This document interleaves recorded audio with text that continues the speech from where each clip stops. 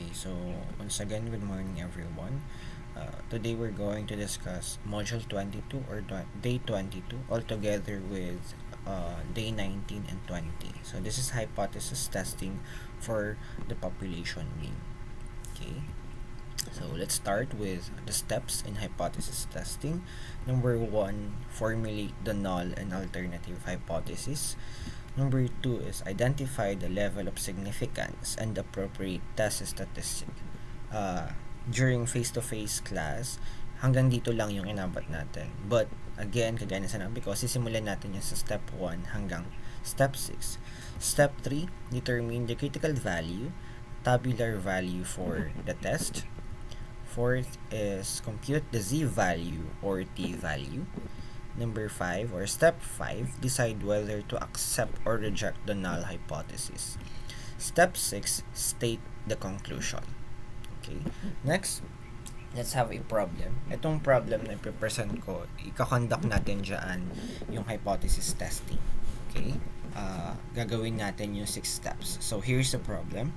A random sample of 100 recorded deaths in the Philippines during the past years showed an average lifespan of 71.8 years with a standard deviation of 8.9 years. Does this seem to indicate that the average lifespan today is greater than 70 years?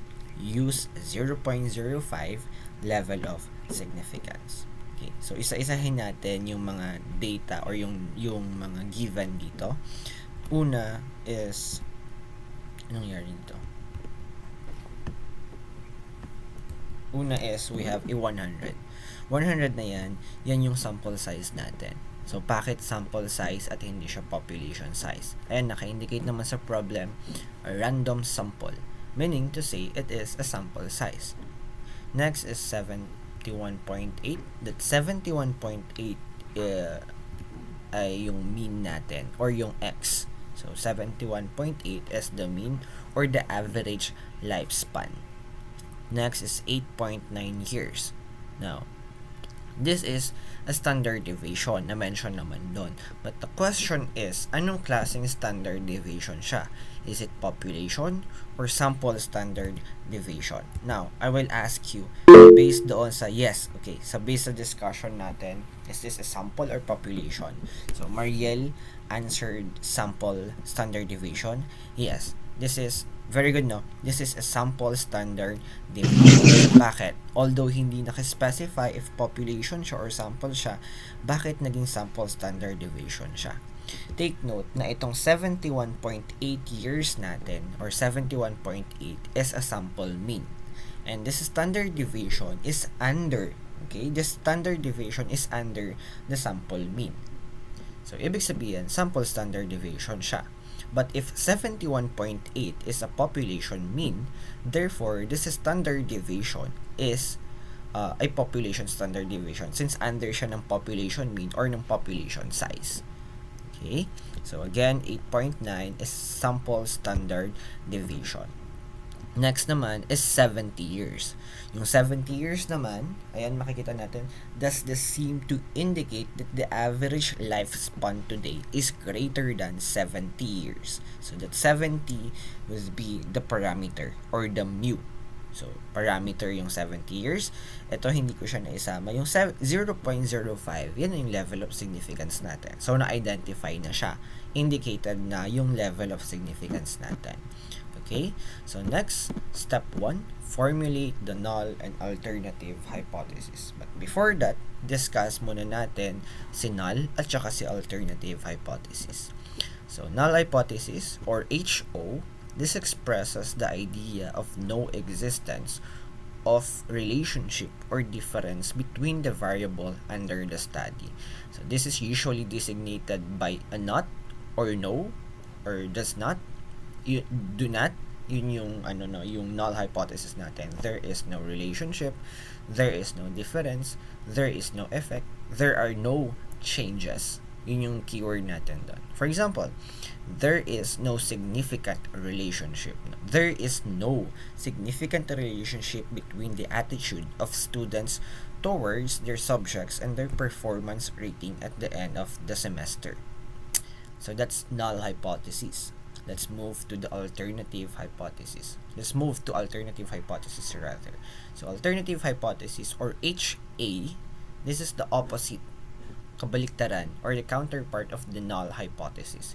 It states the existence of relationship or difference. For example, there is a significant relationship between the attitude of students towards their subjects and their performance rating at the end of the semester. Ayun, makikita natin yun kanina, sabi, there is no significant relationship. Now, for the alternative naman, there is a significant relationship. Okay? So, next, punta tayo sa symbols or the mathematical symbols under null hypothesis. Una is yung equal. Usually, ito ang madalas na ginagamit talaga sa null hypothesis. It's the equal sign. But we still have two. That's greater than or equal or less than or equal. For equal, we have this term is, the same, equivalent, or equal. Pag nakita natin yan sa problem, it means equal sign ang gagamitin nating mathematical symbol. Next is the greater than, yung pangalawa, greater than or less than. Or should I say, greater than or equal. So, greater than or equal. Kapag nakita naman natin itong mga term na to sa problem, at least, minimum of, greater than or equal. Magkasama yun ha, greater than or equal. So, that's for the second mathematical symbol. Susunod naman is yung less than or equal. And that is, at most, maximum of, less than or equal. Okay? Now, kagaya ng sinabi ko, yung alternative hypothesis naman ay kabaliktaran or counter ng null hypothesis. So, ang unang mathematical symbol natin for null is equal. Ang kabaliktaran nun ay not equal. Okay? Automatic na yan kapag ang null hypothesis natin ay equal, not equal ang alternative natin. If hindi na-mention si alternative, if ang na-mention lang is si null hypothesis as equal, automatic not equal ang alternative hypothesis natin. But if nagamit yung terms na to, like less than, below, decrease, to the left, ang alternative hypothesis natin ay less than. At the same time, yan yung counterpart or yung kabaliktaran ng greater than or equal sa null hypothesis natin. Okay? Next is greater than, above, increase, better, or to the right. Yan naman yung ating yung kabaliktaran ng less than or greater or less than or equal under null hypothesis. That is greater than. Pero take note, no, sa null hypothesis, pwedeng equal sign tapos pwede niyang kabaliktaran lahat itong nasa alternative hypothesis. But depende yan sa magiging terms inside a problem. Okay? So, punta tayo ngayon doon sa example. Yan, balik tayo, or random sample of 100. Ayan. So, that's the term na meron tayo. Greater than 70 years. Okay, that's the term. Greater than 70 years. The question is, saan siya nagfo-fall? Ano yung magagamitin natin dyan? Ayan, nakikita natin dito, meron tayong greater than. So, ayan, greater than. Meaning, ito ang gagamitin natin na symbol. And it is under alternative hypothesis. So, ang una nating i-formulate is the alternative hypothesis. So, HA, parameter is greater than 70 years. Now, pagdating sa null hypothesis, kunin muna natin yung kabaliktaran ng greater than. So, ano ang kabaliktaran ng greater than? Less than or equal to. Yes, less than or equal to. Under the null hypothesis. Okay? Under the null hypothesis. So, it's less than or equal to. So, ito yung magiging magiging null hypothesis natin. It's either of these two. Una, parameter is less than or equal to 70 years. Pwedeng yan ang maging null hypothesis natin, or pwede rin naman na equal to 70 years. Since hindi tayo nag-mention ng word or nag-specify ng word sa problem ng less than or equal, or hindi tayo nag-specify ng at at least, or should I say at most, hindi tayo nag-specify nun. So, pwede natin gamitin ito, yung equal. Pero, pwede rin naman ito. Parehong tama ang sagot dito, okay? Pareho pong tama yan. Questions? Ayun, kala ko mayroong tanong. So, next, meron na tayong null, meron na tayong alternative hypothesis. Tapos na natin si step 1. Okay, next, step 2, identify the level of significance and test statistics. Kagaya ng sinabi ko kanina, given na, naka-indicate na sa problem si level of significance, and that is 0.05. So, therefore, level of significance, or alpha, is equal to 0.05. So, now, ang susunod dyan is identify natin yung test statistics. Pero bago yon, isa-isahin muna natin. We have t-test and z-test. For z-test, ito yung condition na kailangan natin isatisfy. Una, n is less than 30. Yun yung unang condition. Now, kailangan si population standard deviation is unknown. Pag hindi given si population standard deviation at less than 30, okay, less than 30 ang sample size natin, t-test ang gagamitin natin. Yan lang ang kailangan nating i-consider under t-test. Wala nang iba. Aside from that, nasa z-test na tayo. Okay? I'll repeat. For t-test, n is less than 30 and population standard deviation is not given or is unknown. Now, sa z-test naman tayo, if n is less than 30, yun ulit. Pero, ayun, kakita nyo dito, pareho. But, pagdating dito, population standard deviation is given. So, kapag n ay less than 30 at given ang population standard deviation, z-test ang gagamitin natin. Okay?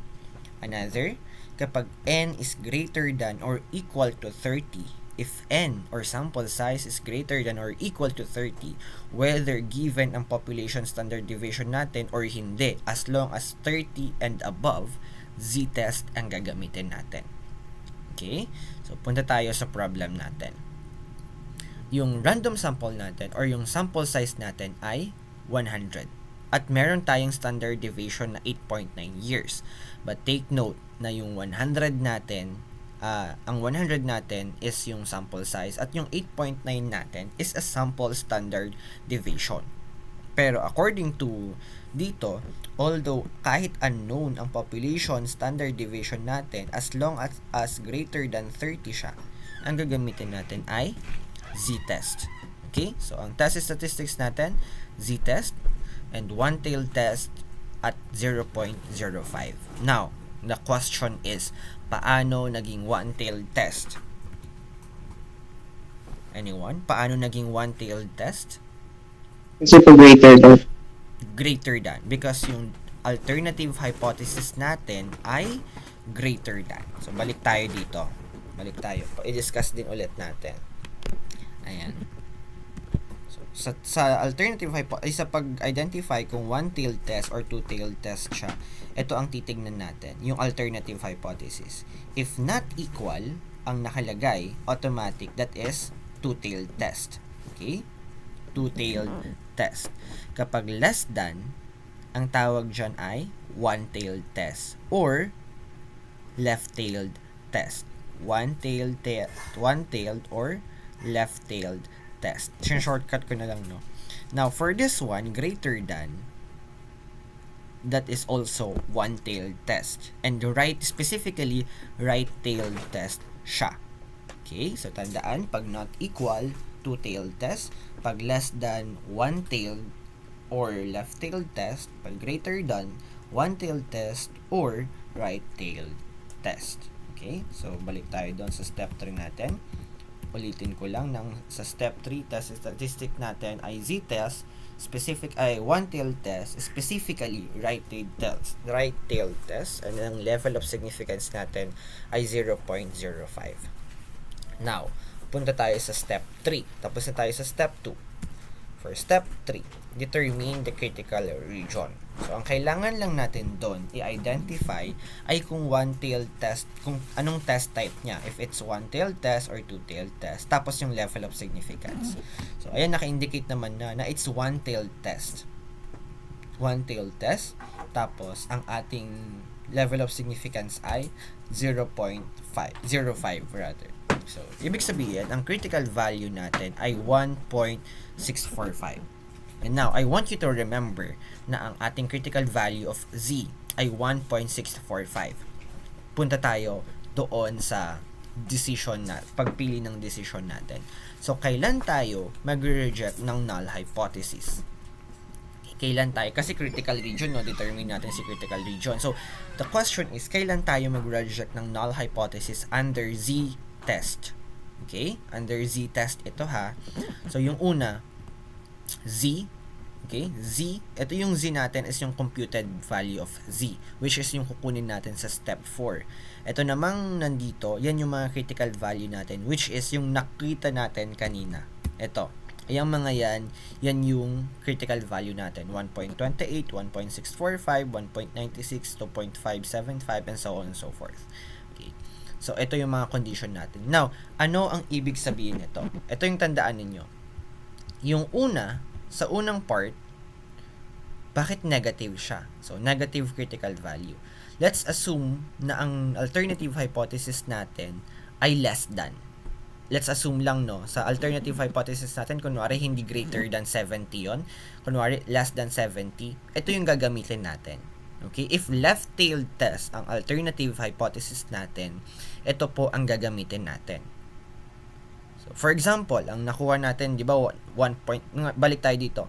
Ang nakuha natin 1.645, pero walang negative dyan. Ang gagawin lang natin, gawin natin negative si 1.645. So, nagiging negative 1.645 ang nakalagay, hindi positive. But since ang alternative natin ay right-tailed, ang gagamitin natin is itong pangalawa, which is Z is greater than the critical value. So, ito is para sa right-tailed test. Positive, tapos Z is greater than the positive critical value of Z. Okay? So, next, punta tayo sa ikatlo. Itong ikatlo naman na ito namang ikatlo na condition ay para sa two-tailed test. Okay? Para ito sa two-tailed test. So, ang gagawin natin dyan, yung absolute value ng Z. Ano ang ibig sabihin ng absolute value? So, bigyan ko na lang kayo ng example. Pag sinabi natin absolute value, actually, we're talking about the stance. Kaya positive palagi yon. Okay? Kunwari, ang nakuha natin na Z is negative 5. So, absolute value of negative 5 is positive 5. Kapag nakuha nating Z value ay 5, ang absolute value ng positive 5 ay positive 5 pa din. Basta, when we're talking about absolute value, palaging positive ang magiging sign natin. Okay, so kunin natin yung absolute value ng Z natin, tapos greater than the critical value under two-tailed test. So ulit ako dito. For example, ang nakuha natin na alternative ay not equal. So kung not equal, ibig sabihin two-tailed siya. Okay, two-tailed siya. Tapos yung level of significance natin, for example, ay 0.05. So pwedeng mag-divide tayo sa 2, pwedeng wag, pwedeng hindi na. So, kunin lang natin yung intersection nila 1.96. Okay, hindi tayo nag-divide ng 2. Pero kapag nag-divide po tayo ng 2, ganito ang mangyayari dyan. Kunwari, 0.05 ang level of significance natin. I-divide natin sa 2 ngayon yan. Pag dinivide natin sa 2 si 0.05, 0.025 na siya. Okay? And since nag-divide tayo ng 2, magiging one-tailed test na siya. So, ang ating intersection ay ganun pa rin, 1.96. So, kayo nang bahala kung anong gagawin nyo. Kung magdi-divide pa ba tayo ng 2, kapag hindi tayo nag-divide ng 2, tingin na lang tayo sa two-tailed. Kapag nag-divide tayo sa 2, tingin na lang tayo sa one-tailed test.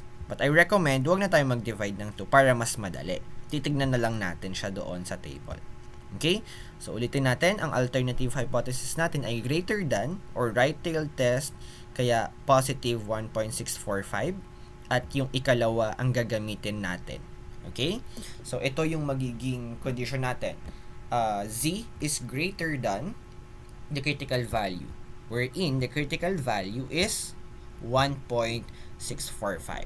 So, ito dapat, yung computed Z natin should be greater than 1.645 in order for us to reject the null hypothesis. Pag ito yung pag na-satisfy natin itong condition na to, we will reject the null hypothesis. Thank you, sir.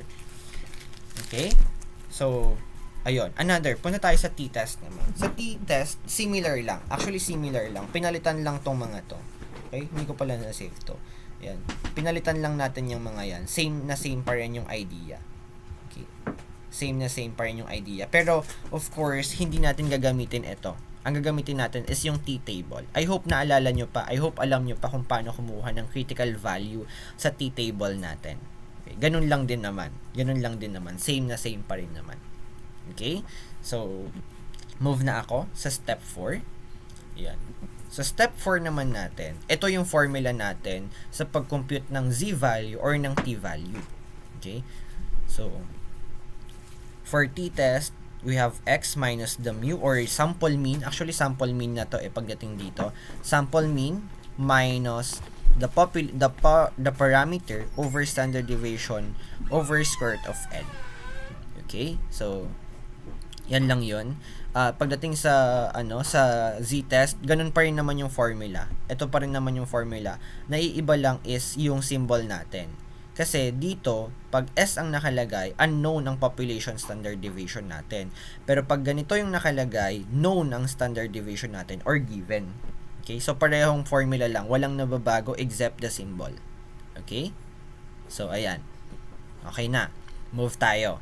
Mag-move tayo sa computation using z-test. Okay? Z-test ang gagamitin natin according to step 2. Doon natin na-identify na ang test statistic na gagamitin natin ay z-test. Okay?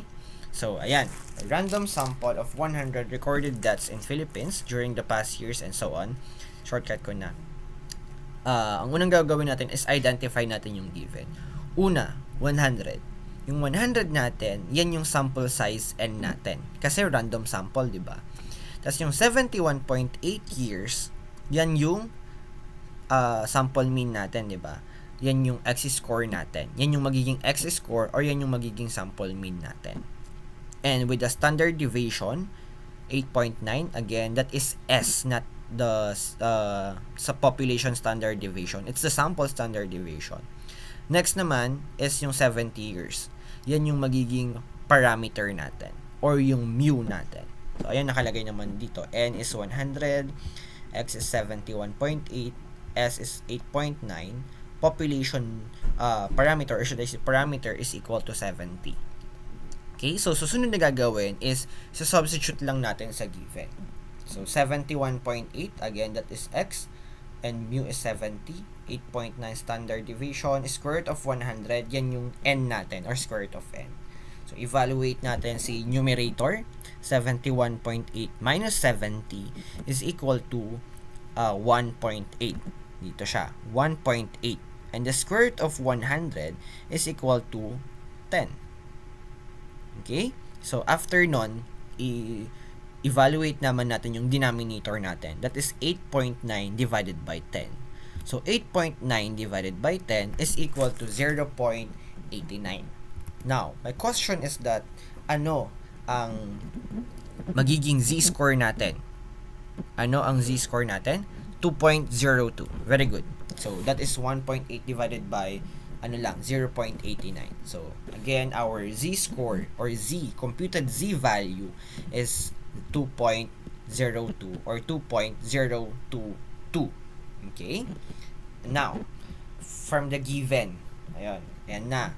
Ito balik tayo. Step 4 natin, compute natin yung z value or t value. Sa case na to, ang kinumpute natin ay z value kasi ang test statistic natin ay z test.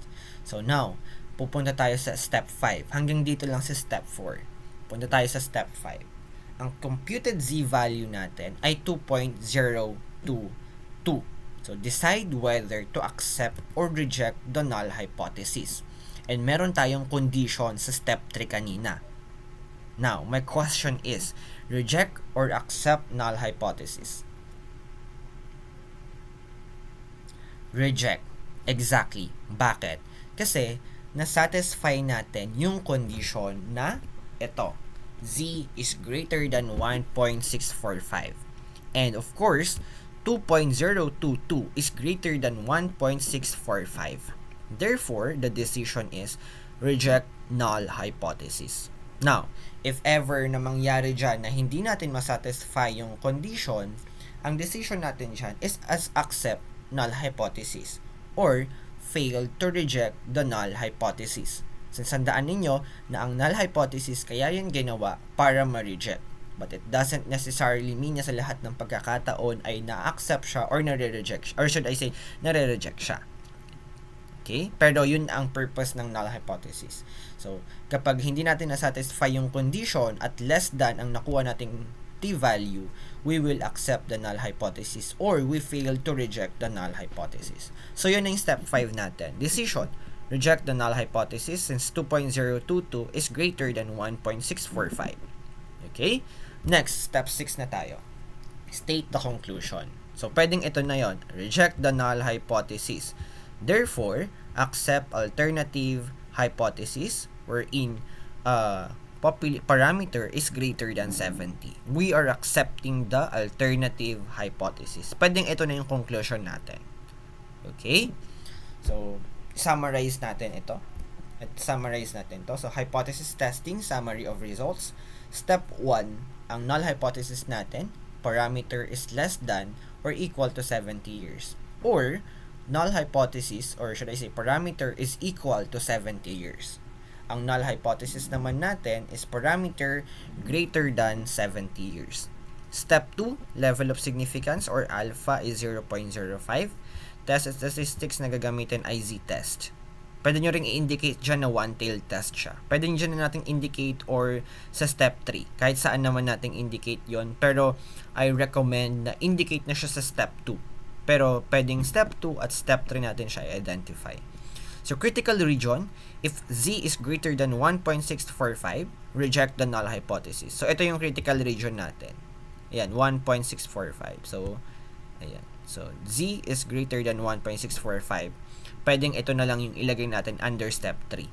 Okay? Step 4, kinumpute natin. Diba? Pinakita ko yan kanina. Ang naging sagot ay 2.022. So, hanggang dyan na tayo mag-i-end for step 4. Solution, tapos yung computed z value. Step 5 naman. Yan. 2.022 is greater than 1.645. Therefore, reject the null hypothesis. For step 6, reject null, accept alternative hypothesis. Population, or should I say, parameter is greater than 70. Malinaw po ba for the hypothesis testing? Steps 1 to 6, do you have any questions?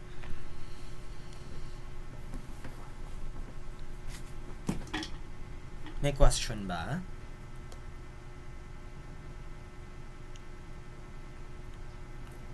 Can I get an emoji na lang if nakuha or walang, or yes, nakuha and walang tanong? Okay, so ayan, sige. Thank you. Yes, someone's raising or napindot lang. Ayan. So, if you have no questions under hypothesis testing, actually, we're done with day 22. But there is one part na i-discuss ko pa, which is the type 1 and type 2 error. Kasi magiging part yon ng quiz ninyo. Okay? Type 1 and type 2 error. Pero, hindi na siya sa PowerPoint. Nakalagay po siya sa Word. So, mag-stop muna ako na mag-present. Ayan. So, paano po ma-identify kung sample standard deviation ang gagamitin? So, ayun. I-remind ko lang ulit na kapag yung standard deviation natin is under, pakita ko yung problem ha. Papakita ko yung problem. Wait lang. I-present ko na lang yung word problem. Ito. So, ayan. Ang makikita natin dito sa problem, random sample. Tapos, yung mean natin na 71.8 is under ng random sample. Walang binanggit na population, the mean of the population, the mean of, or should I say, walang binanggit na population size, tas sinabi yung mean. So, obviously, yung mean natin, or yung 71.8 years natin, ay sample mean lang siya. And kung makikita ninyo, isinama, yung 71.8 years, or yung sample mean, ay isinama sa standard deviation. Ngayon, kapag magkasama si sample mean at standard deviation, automatic sample standard deviation po yan. But, kapag meron tayong binanggit na population mean or the mean of population, tas isinama siya sa standard deviation, automatic population standard deviation na siya. Clear? Yes, okay. So, sige, i-present ko na yung sa Microsoft Word, yung about sa type 1 and type 2 error. If you have questions, you have time pa. We have time pa naman. So, tanong nyo lang para sagutin natin. Okay, so don't worry, ibibigay ko to sa inyo, itong copy na to. Edit ko lang siya. So, this is the type 1 and type 2 error. Uulitin ko lang, no? So, for type 1 error, ganito. Pag ang null hypothesis natin, kasi ang basis lang natin sa pag-identify ng type 1 or type 2 error ay yung null hypothesis. So, if ever, kunwari, true ang null hypothesis natin, tapos ni-reject natin siya, that's type 1 error. Pero pag hindi natin ni-reject or in-accept natin yung true null hypothesis natin, that is the correct decision. Okay? Ulitin ko lang, kapag true yung null hypothesis, pero ni-reject natin, type 1 error.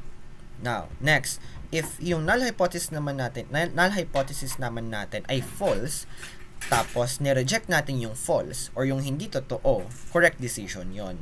Pero kapag hindi tinanggap natin yung false na null hypothesis, type 2 error yon. Okay? So, basahin ko lang ito. If the null hypothesis is true or it is false and rejected, the decision is correct. Kapag tama ang null hypothesis, tapos tinanggap natin, correct decision. Kapag false siya, tapos nireject natin, correct decision. Now, if the null hypothesis is true but rejected, and that is incorrect decision. So, that's type 1 error. Tandaan niyo, type 1 error, true null hypothesis but rejected. Now, if null hypothesis is false and accepted, the decision is also incorrect, and that is type 2 error. Okay? So, in other words, pag type 1 error, tama siya, alam natin na tama, pero dinideny natin or nire-reject natin or itinatanggi natin yung totoo or tinatanggal natin yung tama. Alam na natin yung totoo, alam na natin yung tama, pero tinatanggi pa natin. That's type 1 error. Now, for type 2 error, alam na natin siyang mali, pero tinatanggap pa rin natin. Alam na natin na hindi dapat, pero tinatanggap pa rin natin. Alam na natin na mali, alam na natin na hindi dapat, pero ginagawa pa rin natin. That's type 2 error. Okay? So, ulitin ko lang example ko. Kapag tinanong ka ng teacher mo kung nangopya ka, and sinabi mo hindi, kahit nangopya ka naman talaga, anong error yon? Type 1 or type 2? Type 1 or type 2 error? Ulitin ko. Kunwari, yung teacher mo tinanong ka, nangopya ka ba? Sabi mo hindi. Pero nangopya ka talaga. So, that's type 1 error. Very good. Bakit siya type 1 error? Kasi tinatanggi mo yung totoo. Na ang totoo nangopya ka, pero ang sinasabi mo hindi. So, that's type 1 error. For type 2 error naman, example lang to, no? Alam mong mali at sinabi na nga na wag mangopya. Okay, sinabi na wag mangopya or alam mo na maling mangopya pero nangopya ka pa rin. That's type 2 error naman. Okay? More example pa. Example number 1, Maria's age.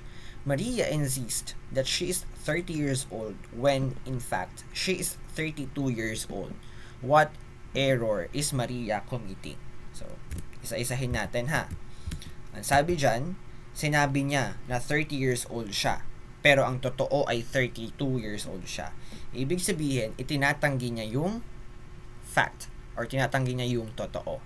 Ibig sabihin, she is rejecting the truth, and that is type 1 error. Okay? So, example number 2, Stephen's hairline. Stephen says that he is not bald. His hairline is just receding. Is he committing an error? If so, what type of error? Anong type ng error to? Type 1 or type 2?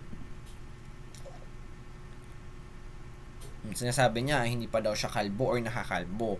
But his hairline is receding. Type 1 or type 2 error? Very good. The answer is type 2 error. No. Your answer is type 2 error. Why is it type 2 error? Sige, tanungin ko muna, bakit type 2 error ang sagot?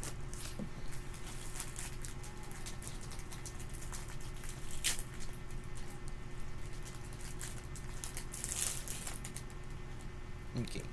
So, wala. Sige, ako na. Sige, explain natin. Tingnan natin yung solution.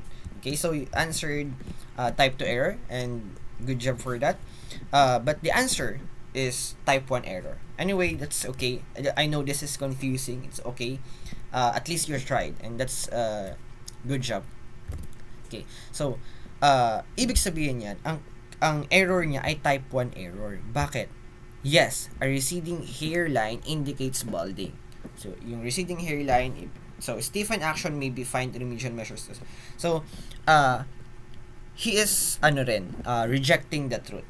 Na sinasabi niya hindi siya kalbo, pero yung receding of hairline indicates balding. So, nakakalbo or kalbo. Okay? So, next, another. A man plans to go hunting the Philippine monkey-eating eagle, believing that it is a proof of his method. What type of error is this? Type 1 or type 2 error? Try again. Anong error ito? Type 1 or type 2? Try nyo lang. Type 2 error? Type 2? Yes, the answer is type 2 error. Bakit? So, baba tayo, punta tayo sa solution. Hunting the Philippine eagle is prohibited by law. Thus, it is not a good sport. It is a type 2 error since hunting in the Philippine monkey-eating eagle is against the law. Okay? So, the man may find himself in jail if he goes out of his way hunting endangered species. Okay. So, another example. Ito, another. Problem ito, tapos, ulitin ko lang yung sinabi ko kanina, na ang basis natin ay null hypothesis. Therefore, kapag problem or yan yung binigay statement or problem statement ang binigay sa atin, kailangan nating i-identify si null at saka si alternative hypothesis muna. At tignan natin kung ano yung naging decision. Okay? So, number 4, you decide to get tested for COVID-19 based on mild symptoms. There are 2 errors that could potentially occur. So, type 1 error or false positive. The test result says that you have coronavirus but you actually don't. Okay? Sabi meron ka daw coronavirus, COVID-19, pero wala naman daw. So, tingnan natin. Identify muna natin si null hypothesis. Ang null hypothesis natin is you don't have coronavirus. Okay? There is no, di ba? Naalala nyo yung keyword natin for null hypothesis. For alternative hypothesis, you have coronavirus. Okay? And ayun, you don't have coronavirus, nireject yon, nireject. So, ibig sabihin, itinanggi, nireject yung wala kang COVID. Yun yung totoo, wala kang COVID, pero nireject siya by saying na meron sa result mo. So, rejected but true. So, ibig sabihin, that's type 1 error. Now, susunod, type 2 error pa. The test result says you don't have coronavirus, but you actually do. Initially, ang akala natin dito, type 1 error lang to. Kasi, the test result says you don't have coronavirus, pero meron naman pala. Okay, so bakit? Identify natin sa null hypothesis ulit. So, sabi sa null hypothesis, wala kang COVID. Sabi sa alternative hypothesis, meron kang COVID. Pero ang tinanggap is, wala kang COVID. So, ibig sabihin, tinanggap mo yung false na null hypothesis. Kaya naging type 2 error siya. So, type 1 error, false positive. Type 2 error, false negative. So, if ever nalilito na kayo at, kumbaga, totoo pa ba to or hindi, if there's a word not, and so on, formulate muna kayo ng null and alternative hypothesis. Tapos, tignan nyo kung ano yung naging decision. Okay? So, that's for type 1 and type 2 error. Do you have any